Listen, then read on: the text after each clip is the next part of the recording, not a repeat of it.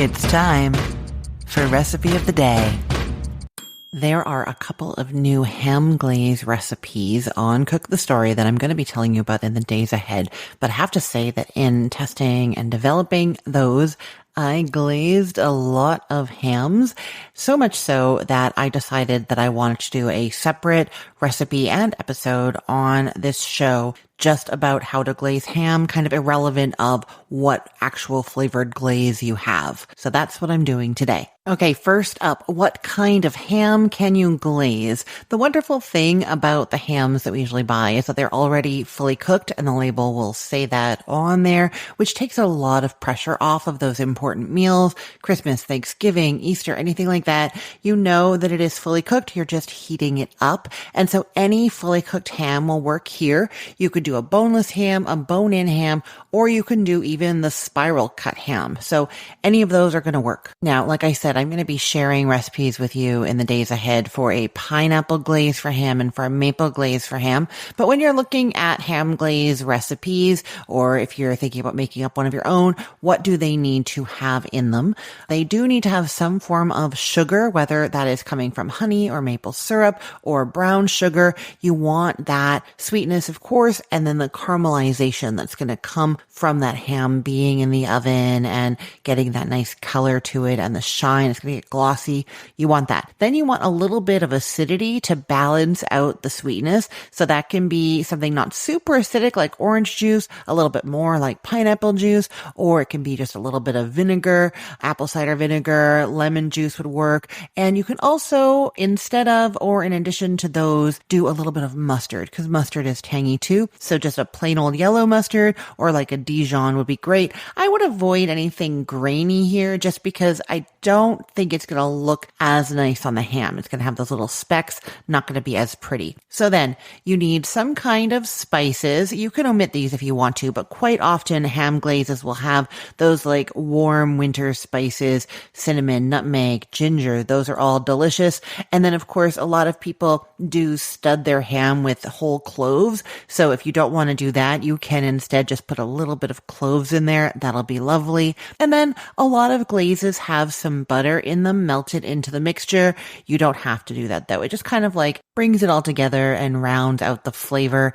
What you won't usually see in ham glazes is salt, and that's because the ham is already salty enough. And so if you are going to add butter to your glaze, I would say use an unsalted butter. Don't go adding any extra salt here. Now, how much glaze do you need for a ham? It's going to be kind of approximate because a lot of it drips down off of the ham and you're going to kind of brush it every now and then. But for like a 5 to 7 pound ham, you're going to need between 2 and 3 cups. If you have less, brush less on each time. If you have more, brush more on each time. What I will be saying as we get further into this recipe is whatever amount you have, you're going to be using 1/5 of it at a time. And so you will have enough for sure. Okay. So you have your glaze and you have your ham. I do like to score the ham if it's not a spiral cut ham. If it is just like a whole bone-in or boneless, going along and making a cut that's like maybe about 1/4 of an inch deep in like a grid. So you do it all in one direction and then all perpendicular to that. And what that's going to do is it's going to let your glaze get down into the ham, not just on the like skinner layer on the outside. And all those little corners, they're going to get like a little bit more caramelized, maybe even a little crispy. So by doing that scoring, you're going to have more opportunity for the flavor and for that like nice color and texture. Okay. So then you're going to put your ham on a rack in a pan in the oven and you're going to cook it with whatever recipe you're using. But I like to cook my ham at 300 degrees Fahrenheit. And what you're going to do is you're going to put it on the rack on the pan and then you are going to add some water to that pan, like a 1/2 inch. And that is because the ham is going to be giving off some drippings. And then later on when we add the glaze, it has the sugar in it. That is going to drip down as well. And it's going to drip down into that bottom pan. If there's no water down there, there is a good chance it's going to burn onto that pan. And you do not want that for just cleanup's sake, of course. But also if you were hoping to use those drippings for any kind of sauce for the ham, like you can do a ham gravy. I have an amazing ham gravy recipe.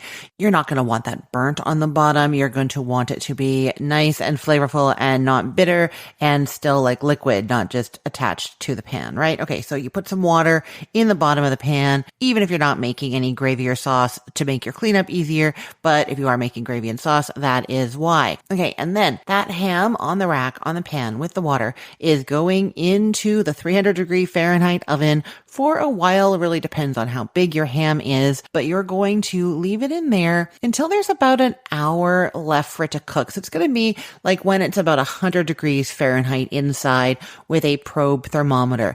At that point, you're going to take it out of the oven and then you're going to brush it all over with, like I was saying, 1/5 of your glaze, right? So if you have 2.5 cups, then you're going to do a half a cup at this point. If you have 2 cups, it's going to be somewhere between a third and a half a cup. So you're going to brush that all over, and then you put it back in the oven and leave it there for 15 minutes and then take it out and do another 1/5 of the glaze on it. And you're going to do that 4 times. So for that last hour that it's in the oven. Okay. Now, if for some reason your ham cooks faster than expected and it gets up to the goal temperature of 145 degrees Fahrenheit sooner than you wanted and you didn't get to do one of these 15-minute brushing intervals, that is totally fine. Don't worry about it. You just want to get that brushing on there at least 2 times.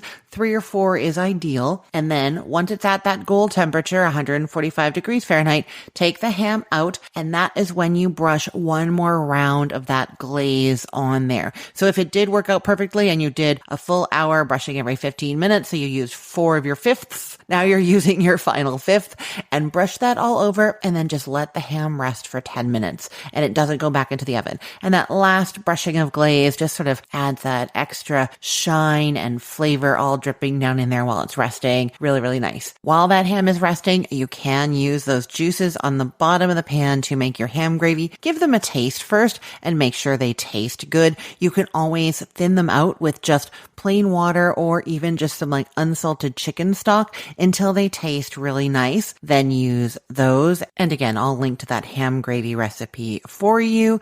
And yeah, so the ham rests for 10 minutes and then you're going to carve it and serve. Beautifully glazed ham.